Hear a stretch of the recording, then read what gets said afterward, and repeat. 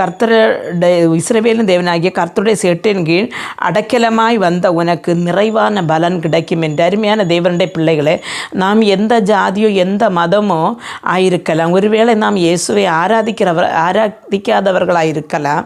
ஆனாலும் நம்முடைய ஒரு தேவையில் நாம் இருக்கும் பொழுது அவரே எனக்கு சரணால நான் அவரை என்னை ஆராதிப்பேன் என்று சொல்லி ஆண்டவருடைய பாதத்தில் ஒரு ஆள் வரும் பொழுது அவர் ஒருபோதும் நம்மை புறம்பே தள்ளாத தேவன் என்று சொல்லி இதிலிருந்து நமக்கு வருகிறது. நமக்கு ஒரு அடைக்கலமாய், ஒருவேளை தனிமையில் நீங்கள் இருக்கலாம், ஒருவேளை ரூமில் இருந்து அழுது கொண்டிருக்கலாம், யார்கிட்டையும் உங்களுடைய விஷயங்களை பற்றி சொல்ல முடியாத ஒரு சூழ்நிலையில் நீங்கள் ஆயிருக்கலாம். எந்த ஒரு நிலைமையில் ஆயிருந்தாலும் உங்களை அறிகிற ஒரு தேவன் உண்டு. அவருடைய செட்டையின் கீழ் அவரையே நம்பி வருகிற ஒருவரையும் அவர் புறம்பே தள்ளாமல் இந்த நாட்களில் அதிலிருந்து வெளியே வர வேண்டிய ஒரு கிருபையும் உங்களுக்கு தந்துடுவார். அதனால் இந்த ரூத்தை